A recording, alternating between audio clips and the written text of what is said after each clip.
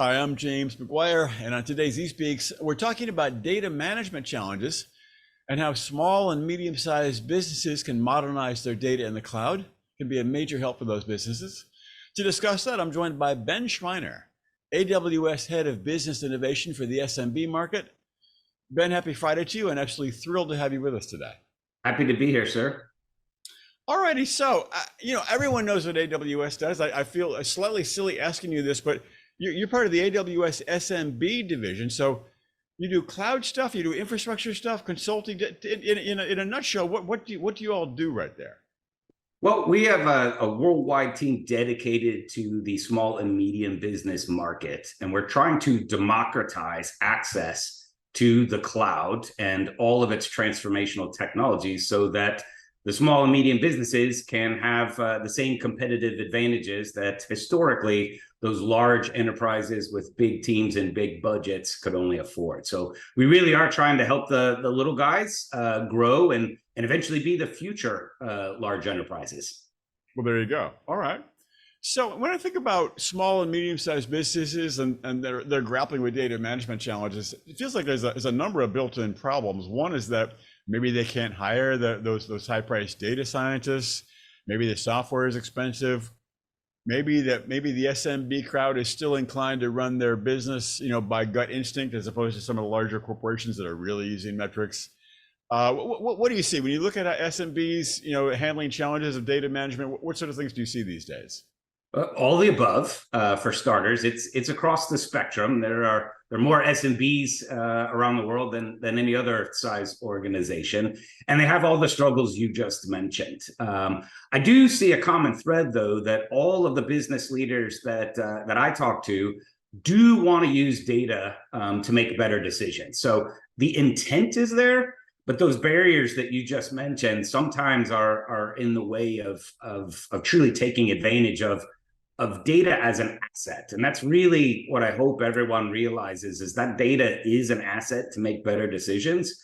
And we are trying to make the tools easier, more intuitive, so that you do not require a data scientist, because you're right, those are in very limited supply and come with pretty demanding market rates. So finding ways to make it easier to aggregate data, pull it in from different sources, that's a problem for many SMBs. They've got spreadsheets, they've got this database, that database, these different cloud tools, really pulling it all together so they can get a view, and then putting analytics tools on top of it to make it easier to actually tease out those insights and ask questions of the data so that they can, again, make better decisions. So the intent is there.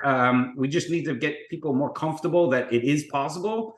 We are making it easier, and that really is what the piece Forrester did with us really was all about. I think it's worth sort of a sidetrack. Let's talk briefly about that piece that Forrester did with you. What are the key takeaways from that document in particular? Yeah, some of them really were pretty profound. I'll reference a couple of stats that really captured my attention. It's that insights-driven businesses are 2.8 times more likely to achieve double-digit growth year over year. And so every small business that I talk to is trying to grow. And so that really shows that it's possible to use data to propel your growth. And then the other one I think that's interesting is that the businesses that made investments in data and getting those insights had a 3 to 5 fold return on that investment. So, you're making better decisions, you're growing, and the investment ends up paying for itself, really was the moral of the story. Mm-hmm. Interesting. Okay. So I think it's probably a message that some of the SMBs need to hear. Someone who maybe built a small restaurant chain in a mid-sized city, and he or she works Sunday nights until midnight every week for years, and the business is in their heart and soul, and they might be inclined to really run the business that way, as opposed to, hey, the metrics say one thing, your heart may say another. That, even among some of the large corporations I talk to, that still remains a challenge for some decision makers. It is, right? I mean, these are, the founders, made these companies, right? Their heart, soul is in these companies, and they do know these industries really well. But I think everybody will appreciate that every industry is changing. Every single industry is changing, and the cloud and AWS is helping folks innovate in every single industry and every size company. Doesn't matter whether it's the restaurant you just mentioned or otherwise. Every industry is adopting technology, and then if you look at the next generation and how they consume just about anything, if they can't get to it from their phone, they're never going to get to it, right? So even that restaurant example needs to have a way to get takeaway or Uber Eats or one of the other delivery services. Otherwise, my child is never going to do business with them. And so even for that restaurant example, we want to make sure they have every technological advantage that they can, realizing that they're working 6-7 days a week. Anything we can do to help automate or make sure that they don't run out of their signature dish and that supply chain is coming. Those are the kinds of problems, or staffing and making sure that they've got coverage. All of those things are important to lots of different small businesses out there. And that technology really can help them hopefully free up some time because they do work so hard. So if you can use automation to free up time and make you more successful, I think most business owners would welcome that. It's finding the time to make those investments, and that's really the challenge, but it is worth it. All right, so say that an SMB owner comes to you and says, we're really grappling with some of these challenges that we've talked about. How do you recommend addressing the challenges? You've mentioned some possible fixes, but if someone sidles up to you and says, hey, please, Ben, some advice, how do you recommend fixing these problems? Yeah, the first thing is just get your arm around your data. Where is it? What do you want to do with it? And kind of work backwards from the problems that you may have. I love to pose the question, what do you spend the most money on? What do you spend the most time on? And what do your customers complain about the most? And if I get answers to those three things, usually we can find data inside an organization that can help address some of those areas. So first order of business, just get your arms around the data, get it in one place that you can start to ask it questions. We have a bunch of tools and partners that can help assist. Again, many of these small and medium businesses don't have the technical expertise or the resources at their disposal. So hiring somebody that does know how to do this and can easily put their data in a place, allowing them to interact with it is certainly an easy way to get started. But the goal is definitely to get the data into a place where you can start to glean insights from it and leverage analytical tools to look for anomalies or trends. Mm-hmm. What about the software itself? Some SMB owner says, well, we might have a application we've been using for 6-7 years. It's pretty minor, it's limited. Are you providing the apps? How does the actual application end of it work? Yeah, a great question. So the survey that Forrester did, the piece of research, actually asked that question on what tools are you using and how comfortable or confident are you with the tools that you have. And it was fairly telling, albeit honest. 19% of mid-sized SMBs and 24% of small SMBs reported confidence in their technology tools. Okay, wow. So that's a pretty big room for improvement on the tools angle. And I think a bunch of business owners are a little disheartened. They get promised these tools and this panacea. And actually, it's the data, that's the problem. It's not necessarily the tool itself. And so it's the old adage, garbage in, garbage out, it still holds true. So really, we do have tools. We have a ton of partners. We have a ton of hundreds of software as a service available on our marketplace. So there's a plethora of tools. But again, it starts with what problem are you trying to solve? Let's work backwards to make sure we get the right solution in place and make sure, again, that we've got a technology partner that can hold your hand and escort you all the way through that journey. I'm going to guess that one of the problems is relates to something you said earlier. You're talking about democratizing this technology and making it easier to use. I'm going to guess that some of the SMB staffers or owners look at these fairly obscure or possibly obscure data analytics applications and go, well, I think I could click through this, but am I really using this? Because they can be complex and not really user sensitive. Very true.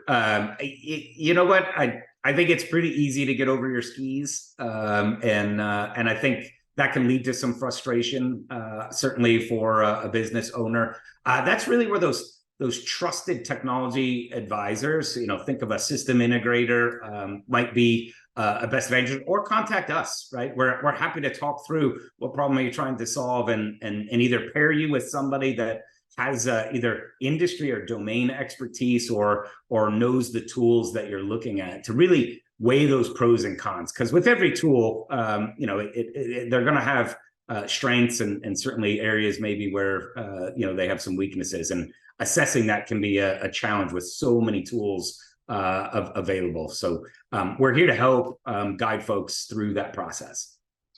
Well, let's make sure we cover it in terms of how exactly AWS addresses the SMB market. You certainly have talked about it, but a couple of either key use cases or something that you really, a specific use idea that the companies can go to you for?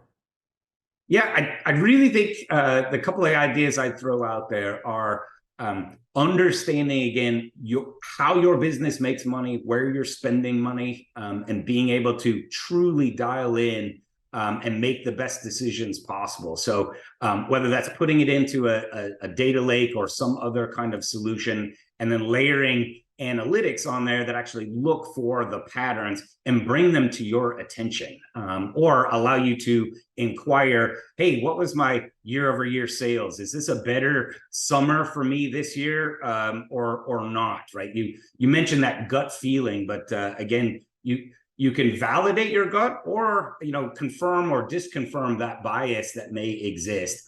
The other thing that I'd offer too is data can be an asset, and create new revenue streams. So I'll give you this use case because it was pretty profound for me. Hopefully the audience knows ADP, the paycheck people, right? Yep.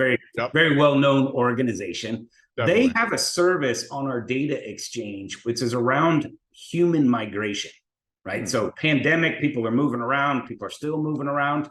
And you tell ADP where you live because it's your paycheck and you have to pay taxes and so forth. Well, they anonymize it, so it's obviously not identifying you and your home address, but it's showing the migration of people out of certain cities and into other cities. So if you were looking to open a second location, that'd be some pretty interesting data to have.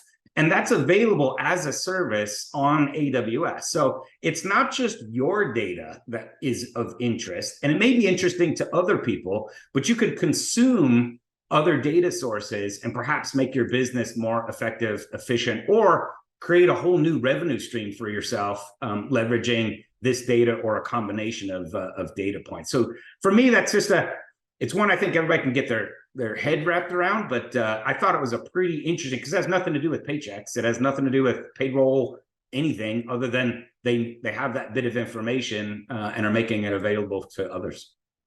So really, it's using data to make yourself, your vision of the world much larger. You know where things are going, you know migration patterns. You're not just making a guess. You actually have hard data before you put your hard-earned money down into it. Makes perfect sense. Let's look to the future. I think that certainly SMBs, as much as anyone, want to be prepared for it, and so they want to know what's coming. Would like to get your prediction, if you care to give it, the future of data management and the cloud. How can businesses get ready now? So it starts with just governance, right? Understanding what you have. I think we can all appreciate that over the next, let's say, 5 years, we're only going to generate more and more data, and we're going to consume more and more data. So really having, starting with some good foundational governance, making sure you have your data in a place that you can get to and leverage. I think if you get those fundamentals in place now, you'll best prepare yourself for a future as this continues to evolve. And I think really, if you layer on, the hottest thing, AI ML to the conversation, that is all data driven, right? And so getting your data as AI and ML and these models start to be more and more attainable and better at predicting, better at solving real world problems for small and medium businesses, having that data in a usable format is only going to make you more successful leveraging those tools as well. So more to come on that. We're doing a lot of investment in that area as well, but all AI ML starts with the data. So you got to get that foundation right, just like the foundation for your house or or you're going to be building something that may not be as reliable as you might have hoped. I think it's a super interesting point about artificial intelligence and machine learning and how it relies so heavily on data.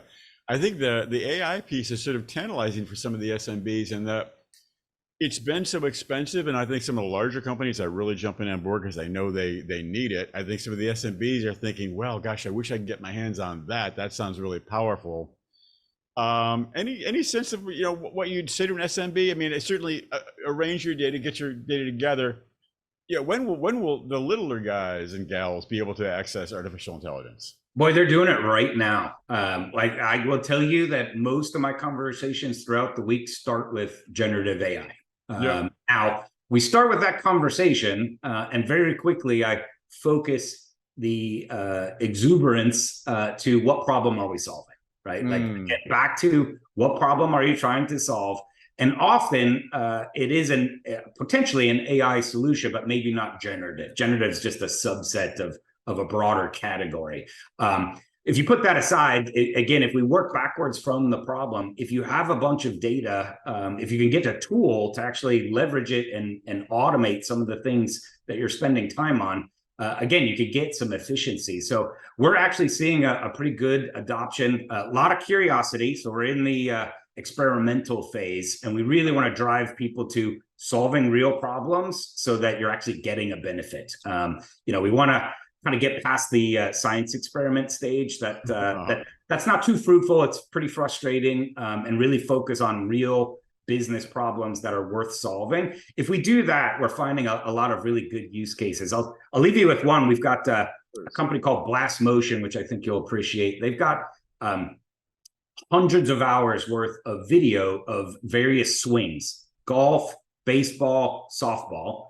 And what they're doing is analyzing those swings, and they're using generative AI to actually develop training programs for all levels. So I spend a lot of money on lessons for the kids, and this would be great to not have to have private lessons and actually use this tool to video and then get a new training or exercise to try, video again, and slowly progress. So really, again, trying to democratize training for swing motions. Pretty clever use of the technology, I'd say. That's fascinating, and clearly it shows that a new future is on the way.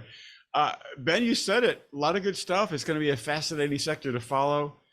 Thank you so much for sharing your expertise and insight today, and please come back and talk with us again sometime. I very much look forward to it. We love this segment.